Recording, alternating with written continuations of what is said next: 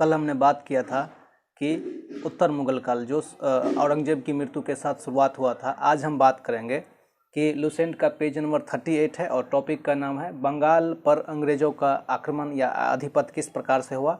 और उसके बाद इसी में एक और इम्पोर्टेंट टॉपिक ज्वाइन करेंगे पेज नंबर 38 का ही, अंग्रेज़ का मैसूर कर्नाटक के बारे में भी थोड़ा सा हम चर्चा कर रखे थे। तो इन दोनों के बारे में आज हम कंप्लीट करेंगे, अर्थात आज आपका पेज नंबर 38 कंप्लीट हो जाएगा। तो उम्मीद करते हैं कि पहले वाला वीडियो आप लोग देख रखे होंगे। यदि नहीं देखे हैं तो निश्चित रूप से देखिए। अब होता क्या है कि सारी चीज़ें किताब में भी है, लुसेंट का जब आप यूट्यूब पे सर्च करेंगे तो वहाँ पे भी मिल जाएगा। तो फिर हम ये क्यों करवा रहे हैं? ठीक है, मेरा ये करवाने का क्या मकसद है? देखिए, जब आप यूट्यूब पे खोजेंगे लुसेंट का तो मतलब 10-10 घंटे का वीडियो, 5-5 घंटा का वीडियो, 12-12 घंटा का वीडियो आपको निश्चित रूप से वहाँ पर मिल जाएगा। लेकिन वो क्या करता है, जैसे कि ये किताब है, ठीक है, ये एक किताब है और इस किताब में यहाँ पे घस घस के अरे भाई सब कुछ तो लिखा हुआ है, आप एक्स्ट्रा क्या करवा रहे हो? उसके बैकअप के रूप में आपको वहाँ पर कुछ नहीं मिलता है।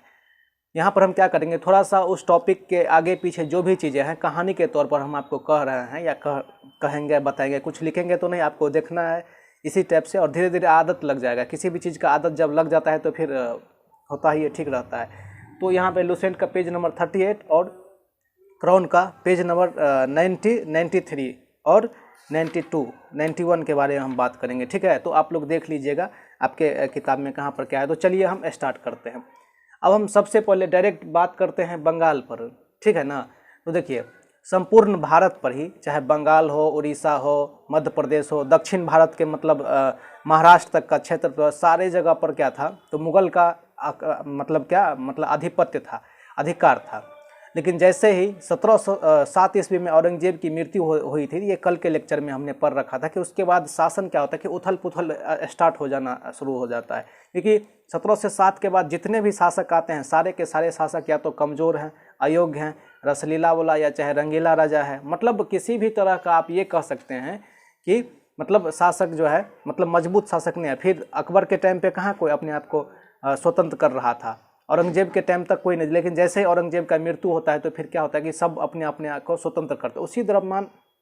उसी दौर में क्या होता है कि 17 से 13 ईस्वी में, ठीक है ना, 1713 ईस्वी में जो है मुर्शीद कुली खां क्या करते हैं, बंगाल को अपने आप से मतलब बंगाल को जो है अलग स्वतंत्र घोषित कर देते हैं 17 से 13 ईस्वी में। और 1713 से लेकर 1727 तक वहाँ पर क्या करते हैं, शासन पर बैठते हैं। और 1727 में जब शासन पर बैठते हैं, 1727 में उनकी मृत्यु हो जाती है। लेकिन इससे पहले क्या होता है कि अंग्रेज कैसे इंटर किया, इस चीज़ को हम जानेंगे और वो आगे का मतलब बात है। अंग्रेज क्या, देखिए 31 दिसंबर 1600 ईस्वी को ईस्ट इंडिया कंपनी का जो है स्थापना होता है और अकबर के काल में ही अंग्रेज आए। तो फिर जहांगीर के काल में, फिर औरंगजेब के काल में अंग्रेज धीरे धीरे फैल गए थे उस टाइम पे पूरे इंडिया में। और 1651 ईस्वी में पहली बार शाहजहाँ की शाह शुजा के अनुमति से जो है यहाँ पर क्या किया था, फैक्ट्री डाला था। कहाँ पर, तो बंगाल में 1651 ईस्वी में छोटा सा फैक्ट्री था हुगली के आसपास में, तो डाल रहा था। और धीरे धीरे देखिए, अब आप ही जाएंगे, आप मान के चलिए आपका घर कहाँ है, पटना, आप जाएंगे सूरत में या चाहे मुंबई में कोई काम करने, पेन का एक क्या करते हैं, जिस पेन से आप लिखते हैं उसका फैक्ट्री डालने। तो शुरुआत में तो आपको नया नहीं, लेकिन जैसे जैसे आप वहाँ पर टाइम गुजारेंगे तो क्या करेगा, बहुत सारे लोग से आपको जान पहचान हो जाएगा और धीरे धीरे वहाँ अपना क्या करेंगे, बिजनेस को आधिपत्य करेंगे। ठीक वही बात हो 1651 में छोटा सा था, अपना कपड़ा वगैरह सब बेच रहा था, जो भी था कर रहा था। लेकिन जैसे जैसे वहाँ पर रहा, वहाँ की स्थितियों को भांप लिया, किस टाइप के लोग रहते हैं और क्या हम करेंगे तो यहाँ पर हम बस पाएंगे, तो वैसे अंग्रेज धीरे धीरे किया। तो ठीक उसी टाइम पे क्या हुआ था कि 1713 ईस्वी में यहाँ पर कुली मुर्शीद खां सबसे पहले बंगाल का नवाब बनते हैं और अपने आप को जो है मुगल से अलग कर देते हैं। 17 से 7 ईस्वी तक या 17 से 13 ईस्वी तक सारे के सारे जो है ना मुगल ही देखते थे। उस टाइम पे अंग्रेज का बहुत ज़्यादा आधिपत्य नहीं था। अंग्रेज तो 1757 के बाद से जो है, 1857 के बाद से जो है ना मूल रूप से भारत पर अधिकार करते हैं। और आंशिक रूप से कहिए तो 1764 ईस्वी के बाद से, बक्सर के युद्ध से, कल हमने बता रखा था।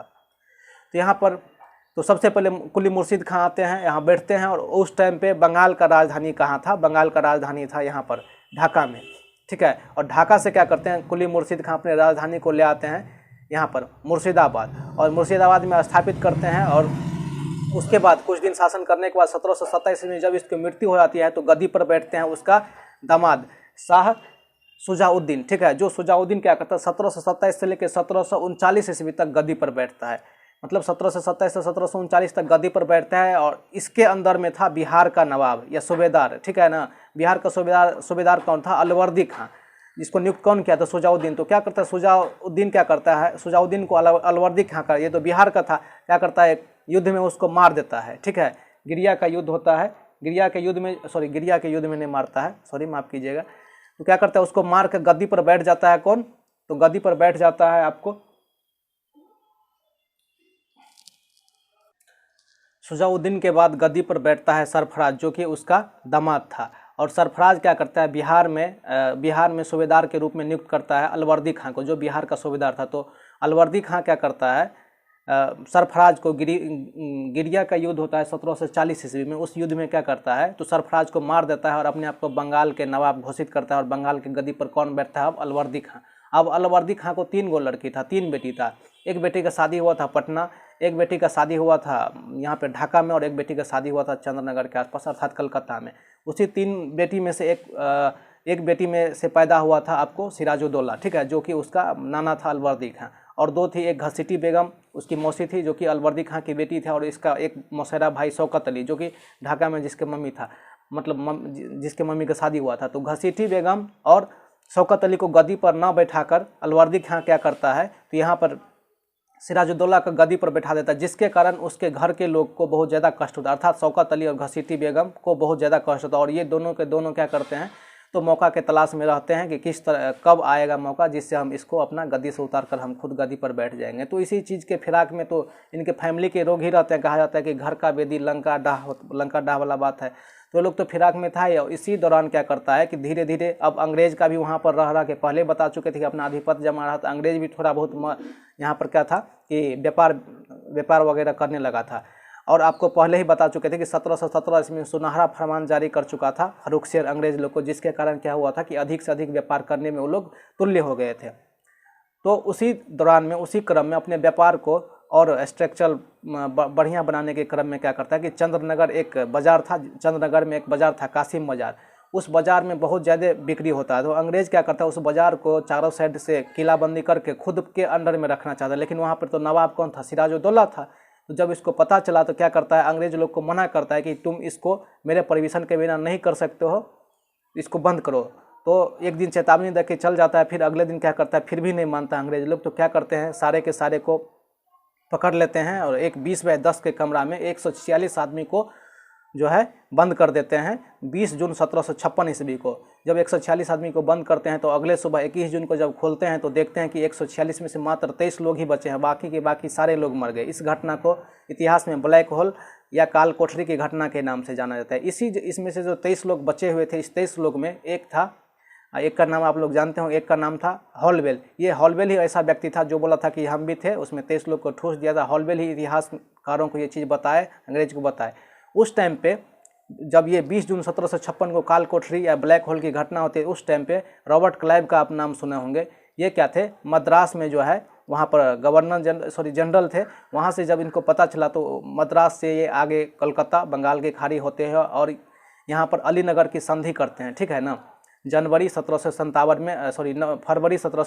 में अलीनगर की संधि करते हैं। अलीनगर के संधि में जो है सिराजुद्दौला को मजबूर किया जाता है और सिराजुद्दौला एक्सेप्ट करता है कि ठीक है हमसे गलती हुआ है और कुछ भरण पोषण करने के लिए भी देता है। और दोनों आदमी मतलब अंग्रेज और ये दोनों मिलकर रहने लगते हैं और किलाबंदी फिलहाल के लिए रुक जाता है।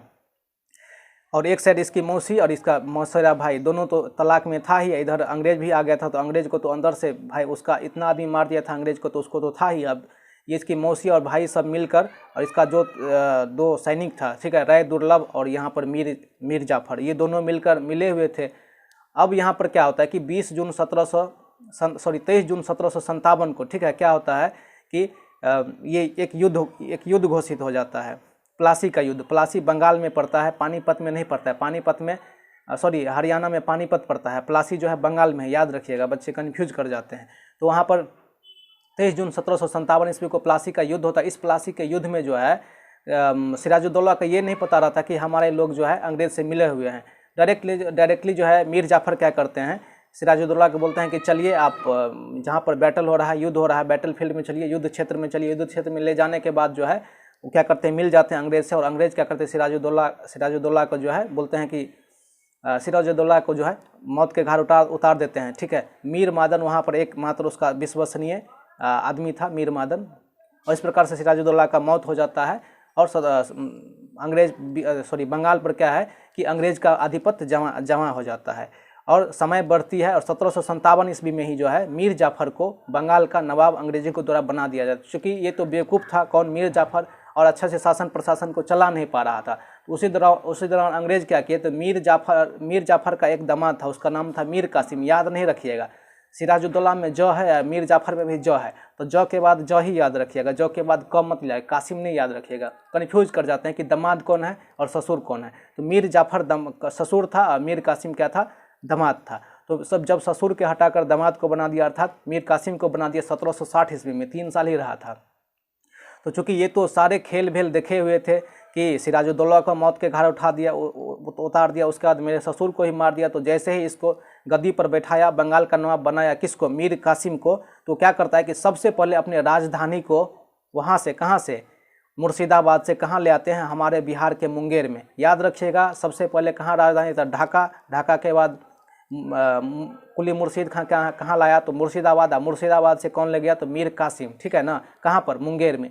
और अपने राजधानी को मुंगेर शिफ्ट करने के बाद क्या करते हैं, तो सबसे पहले यहाँ पर अंग्रेज़ों से लड़ने के लिए गोली, बंदूक और बम वगैरह का फैक्ट्री कहाँ पर डालते हैं, तो यहाँ पर मुंगेर में। आज भी आप लोग को जानते होंगे, कोई बिहार से होंगे तो मुंगेर में आज भी बंदूक का फैक्ट्री है। उसकी आधारशिला कौन रखा था, तो यही मीर कासिम ही रखा था, जो 1757 ईस्वी के आसपास के घटना था। तो बात बढ़ती गई आज 1760 ईस्वी में। और उस टाइम पे वहाँ पे क्या हुआ था कि धीरे धीरे अंग्रेज तो 2 युद्ध जीत लिया था, तो अंग्रेज का तो आधिपत्य चल ही रहा था। और अंग्रेज का आधिपत्य चलने के दरम्यान क्या किया था कि अंग्रेज का जितना भी अपना नज़दीकी आदमी था उसके लिए व्यापार फ्री में हो रहा था। और हम जो इंडियन थे उसके लिए, मतलब जो कुल किराया था, जैसे कि आप 5 रुपया का एक रबर खरीदते हैं तो उस रबर पर दुगुना लिया जाता था टैक्स। तो नवाब क्या किया कि सब पर, जितना भी आदमी, चाहे अंग्रेज हो चाहे इंडियन हो, कौन सा नवाब, ये मीर कासिम जो अपने राजधानी को मुंगेर ले आया था, क्या किया, हटा दिया। किसी तरह का किसी को कोई शुल्क नहीं देना होगा, आप आराम से व्यापार बिजनेस कीजिए, कोई दिक्कत नहीं है। इससे क्या हुआ कि इस पर दबाव बनाया गया अंग्रेजों के द्वारा कि तुम ऐसे क्यों किए हो। तो अंग्रेज को कुछ बचत ही नहीं हो रहा था, तो इस प्रकार से इस पर दबाव बनाया और मारपीट करके इसको जो है उतार के फेंक दिया 1763 ईस्वी में। और 1763 ईस्वी में फिर से किसको बनाया गया, 1763 के बाद 1763-64 में फिर से मीर जाफर को, अपने इसके जो है ससुर को फिर से बना दिया गया, मीर जाफर को। और ये भागते हुए कहाँ पर आ गया, तो ये अवध के नवाब यहाँ पे शाह आलम द्वितीय, मुगल शासक शाह आलम द्वितीय के पास भागते भागते यहाँ पर दिल्ली आ गया और युद्ध की तैयारी में लग गया। और 1764 ईस्वी में 22 अक्टूबर 1764 ईस्वी को बंगाल के करमनाशा नदी के किनारे बक्सर का युद्ध होता है, जिसमें एक तरफ अंग्रेज का हेनरी मुक्टर जो भी कहिए, 22 अक्टूबर 1764 को वो था। और दूसरी तरफ ये कौन था, मीर कासिम, शाह आलम द्वितीय, ये तीनों लोग मिलकर लड़ रहे थे। फाइनली क्या हुआ कि शाह आलम द्वितीय मुगल शासक और मीर कासिम का हार होता है और हेक्टर मुंडो की जीत होती है, अंग्रेजों की जीत होती है। इसके बाद 12 अगस्त 1765 को इलाहाबाद की पहली संधि होती है, इलाहाबाद की संधि होती है, जिसके कारण मुगल को बिहार, बंगाल और उड़ीसा का दीवानी देना पड़ा। किसको, अंग्रेज को। किसके द्वारा, मुगल शासक शाह आलम द्वितीय के द्वारा। ये दीवानी का मतलब क्या होता है कि बिहार, बंगाल और उड़ीसा में अंग्रेज को पूरी तरह से छूट दे दिया गया। ठीक है, छूट दे दिया गया, आप आराम से क्या कर सकते हैं, बिजनेस कर सकते हैं, कि आपको कभी मतलब रुकावट नहीं होगा। इसके बदले में क्या किया गया, तो उसको 26 लाख रुपया पेंशन दिया गया। किसको, शाह आलम द्वितीय को, मुगल शासक को।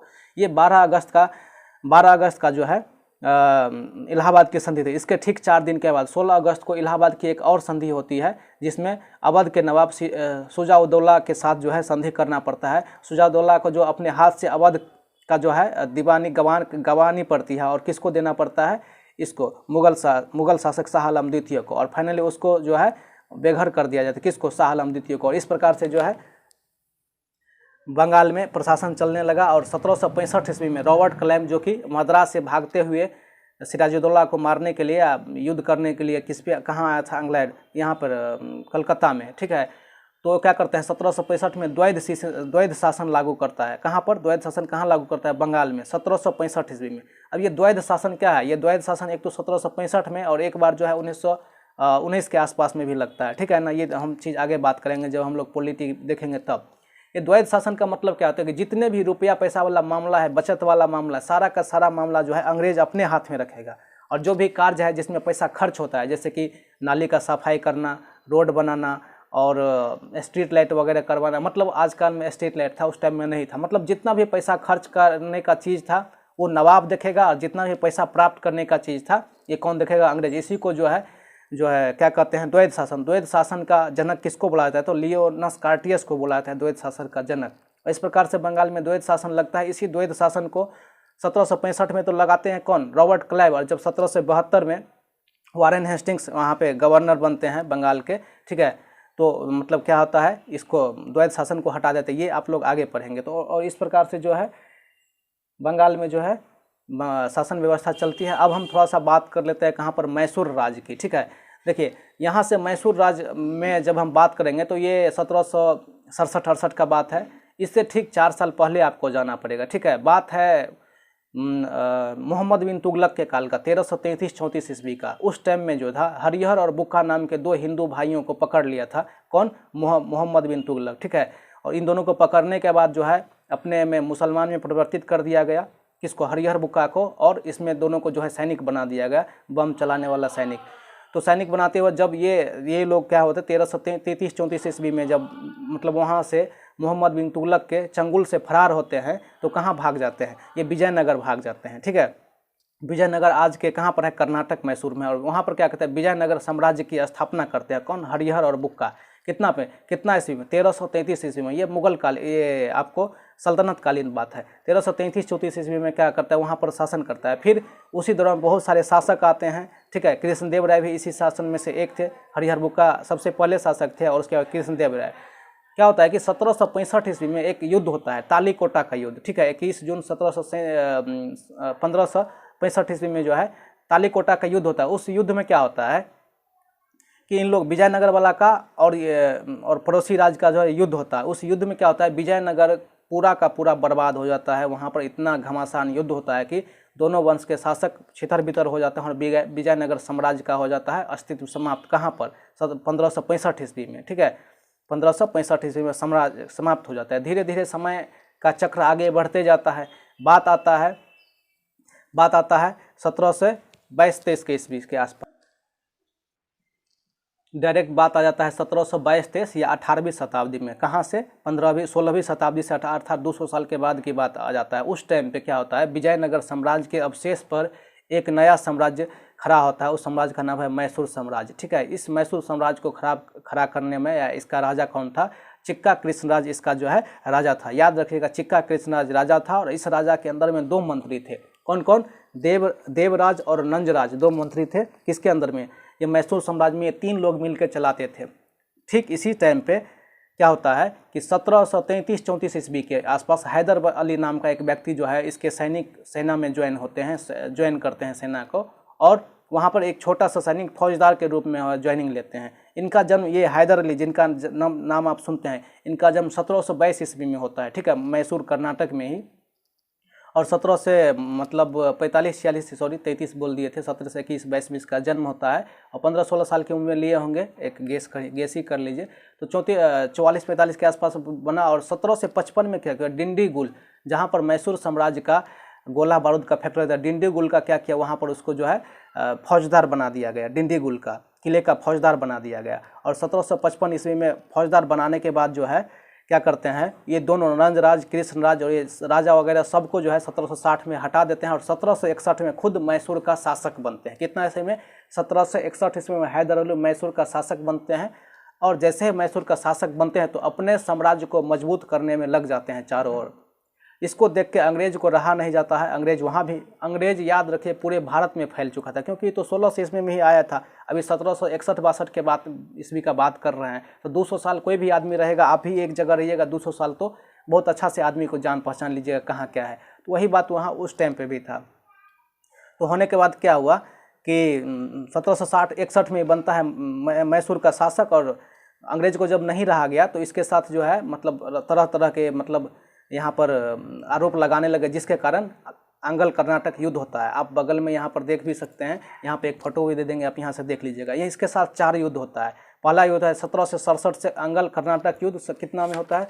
4 युद्ध होता है। अंगल मैसूरी पहला होता है 1767 से 1769 के बीच में, ठीक है, जिसमें क्या होता है कि हैदर अली जो है जीत जाता है, अंग्रेज हार जाता है। दूसरा होता है 1780 से 84 के बीच में हैदर अली में जिस युद्ध में हैदर अली की मृत्यु हो जाती है। और तीसरा होता है 1780 दूसरा होता है 80 से 84, तीसरा होता है 90 से 92 और चौथा होता है 1799 में, जो सहायक संधि के थ्रू समाप्त होता है। और यहाँ पर टीपू सुल्तान हार जाता है। टीपू सुल्तान कौन था? हैदर अली का बेटा था। तो ये जो चारे को चारे संधि है, इसमें आपको क्वेश्चन पूछ दिया जाता है। तो पहला कब? 1767 से 1769, दूसरा कब? 1780 से 84, तीसरा कब? 1790 से 92 और चौथा 1799। पहला में हैदर अली अंग्रेज को हराता है, दूसरा में हैदर अली की मृत्यु हो जाती है, तीसरे में जो श्रीरंगपट्टनम की संधि, तीसरे में दूसरे युद्ध में ही टीपू सुल्तान क्या होता है कि अपने शासन को संभाल लेता है। ठीक है, उसके पिता की मृत्यु के बाद जब वो सुल्तान बन जाता है और अपने शासन को संभाल लेते हैं। और तीसरे में श्रीरंगपट्टनम की संधि के थ्रू ये समाप्त होता है। चौथा में सहायक संधि लॉर्ड बेलोजली के शासनकाल में जो है आते हैं शासनकाल में, और सहायक संधि के थ्रू क्या करते हैं? मैसूर को अपने में मिला लेते हैं और फिर मैसूर साम्राज्य का नामो निशान मिटा देते हैं। तो ये मतलब था एक छोटा सा यहाँ पर इस पे। और यहाँ पर हम लोगों ने बंगाल और मैसूर के बारे में थोड़ा सा डीप में देखा। इसके बाद यदि आप इसको देखने के बाद यदि किताब को पढ़ते हैं तो निश्चित रूप से हम कहते हैं कि बहुत ज़्यादा आपको मतलब इस टॉपिक पे बूस्ट मिलेगा। इसके बाद जो है आपको लुसेंट ऑब्जेक्टिव है उसको निश्चित रूप से बना लीजिए। उम्मीद करते हैं कि ये चीज़ आप सीखे होंगे। देखिए, हम यहाँ पर बोल सकते हैं बिना किताब देखे, तो आप क्यों नहीं बोल सकते एकदम। तो जैसे जैसे हम बोलते हैं वैसे वैसे आप कीजिए और देखिए किस तरह से आपका तैयारी होता है। तैयारी क्यों नहीं होगा, एकदम होगा। यदि आप इस चैनल पर नए हैं तो चैनल को निश्चित रूप से सब्सक्राइब कर लीजिए। बहुत बहुत धन्यवाद आपका ये वीडियो देखने के लिए।